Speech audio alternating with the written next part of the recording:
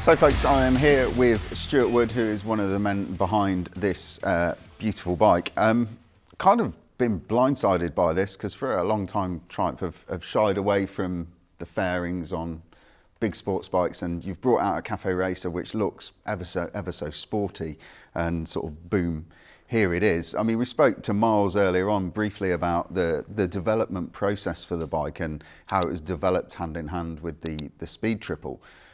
How is that? How do you run two separate projects at the same time and still get to the same sort of conclusion in the manner that you want to and produce the product that you need to, effectively?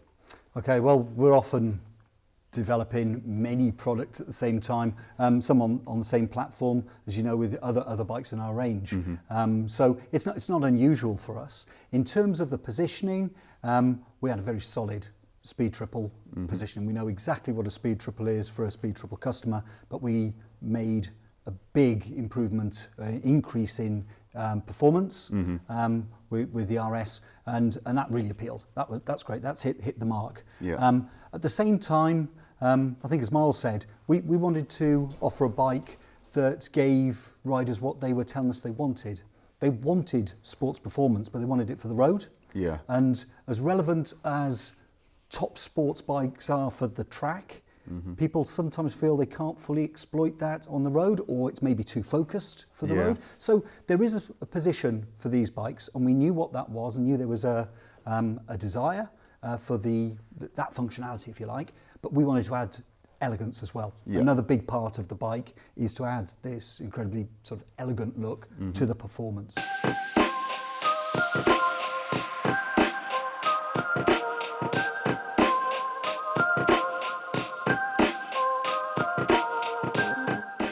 Yeah, I mean, there's some lovely little touches. I didn't notice it until I saw it in the flesh, but the rear view mirror hangers are really nice, beautifully sort of crafted pieces of metal, which just, it's little things like that you don't notice until you're in the room and stood in front of it, sort of thing. But yeah, that is very, very pretty. So obviously the real big story with this bike, fairing aside and styling aside, is the fact that this has got, for me, is the best electronic suspension system that money can buy. It's the Öhlins 2.0 EC Smart electronic suspension system. It works magically. It's like magic carpet. You can either do that thing where it just floats over bumps like a hovercraft, or you can go for the really track focused stuff and you can feel everything that's going on under the front tyre like you're stroking the track effectively. How did you get this suspension to perform the way that you want it to? I mean, obviously you've got the manual suspension on the Speed Triple. How did you sort of transpose those settings and those spring rates into the Öhlins system? Okay, well, it's not transposed. It's actually a fully mapped system. Right. So because it's semi-active, it's not just electronically adjustable. Yeah. The electronic adjustment allows you to select a preset that we've put in. You can adjust that further electronically. But on top of that, you've got semi-active. So what will happen as you approach a corner, initially brake, there are 6 separate stages through a corner that will have different suspension settings. Okay. This is Öhlins suspension control unit working absolutely overtime to give you brake support, cornering support, and then acceleration support out of the corner. On the way out. So it's a completely different philosophy for setting the tune. Yeah. You can also select from presets static settings. So those would be much more akin to what you would have had on the RS. Right, okay. And you can adjust those as well. Yeah. But with the semi-active suspension, you can set the bike up for comfort and control in a straight line, and then add more support from front compression damping, rear rebound damping as you brake hard into a corner, for instance.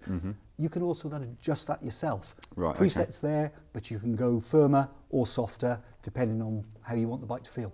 And that's all through the TFT. I'm assuming, a lot of bikes lock off that sort of stuff once you're moving. Can you adjust any of that stuff on the go? Can you? Oh, right, adjustable on the fly. Oh, yes. Okay, that's quite cool. So we've obviously also got the sort of the same cornering ABS system that the Speed Triple has got. So lean sensitive cornering ABS. Have those zeros and ones that are in this bike been adjusted for the new sort of rider ergonomics of the machine? Yes, they have. They have. You've got a different, slightly different weight distribution as you lean forward. You've got a different centre of pressure. You've got a fairing now rather than a rider sitting upright. Oh, yeah, of course. Handlebars are lower. Yep. They're significantly lower, but they're not extreme.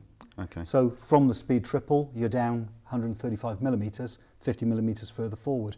So the way the bike performs and its balance is different. Part of the reason why you fully map, again, both bike, you fully map the suspension, so it's going to be different to the RS.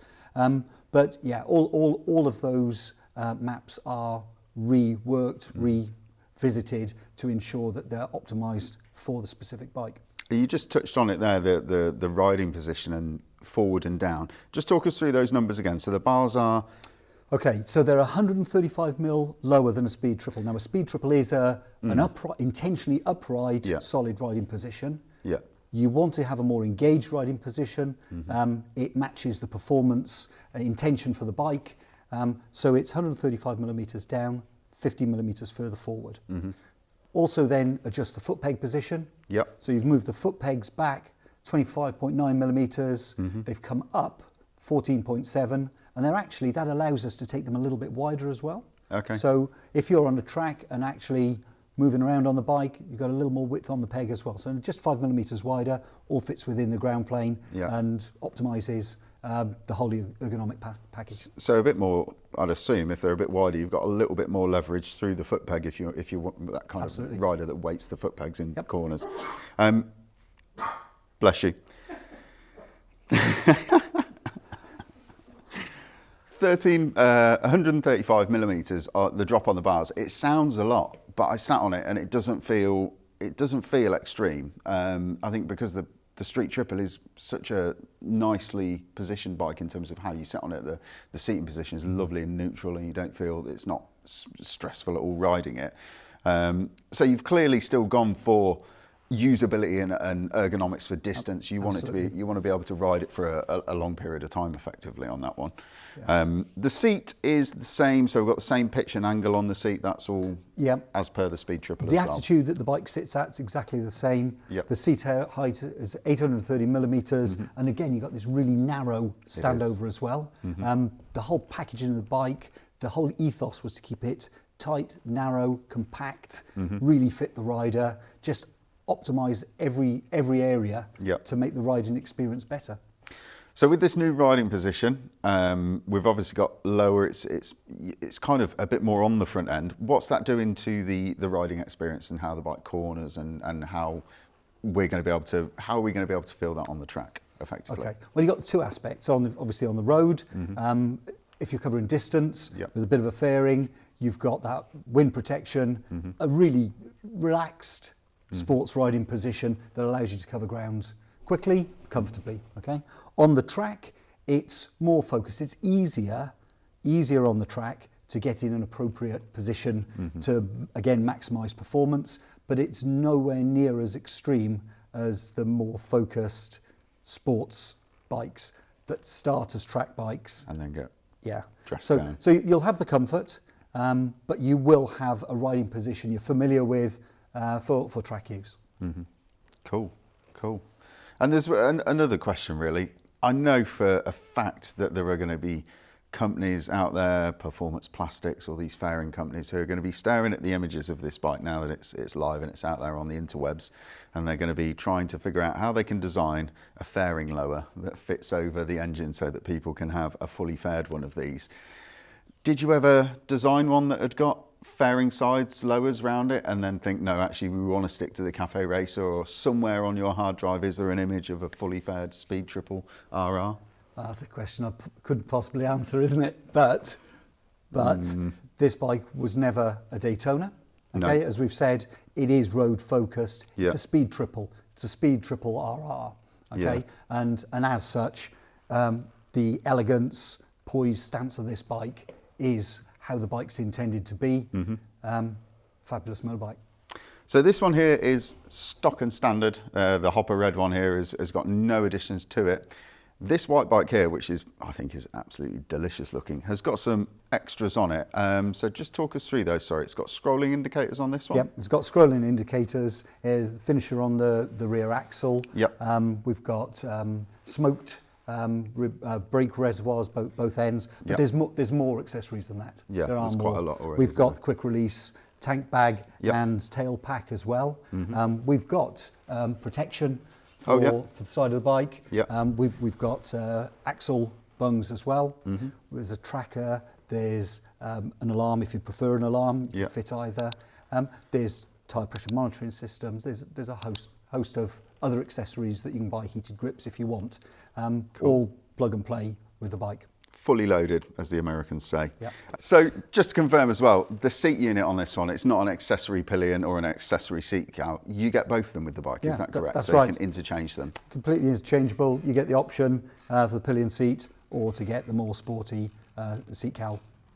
Cool, excellent. I think that's all my questions. I've got to thank you for taking the time out of your day to talk to us. And hopefully I will see you on a press launch when we get to ride it somewhere sunny with maybe a track. That would be It'll cool. be good. It'll be good. Cheers, Stuart. Thank you very much. Cheers, Toad.